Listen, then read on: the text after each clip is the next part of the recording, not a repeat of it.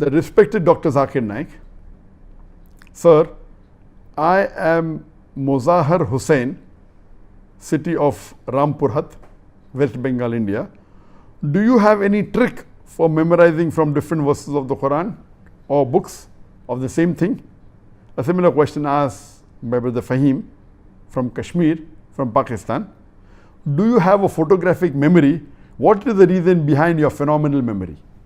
And again, the answer is the same what I gave earlier, that first is Allah's help, second is struggling and striving, and third is technique.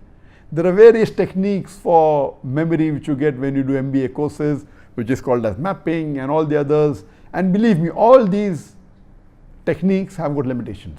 The best is the help of Allah.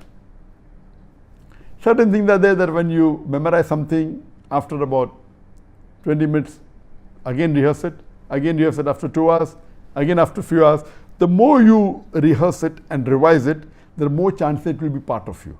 Then next day, the more you use it, the more it becomes part of your memory. And once it goes into your permanent memory, then even if you don't revise, it will be in your memory. For example, Surah Fatiha.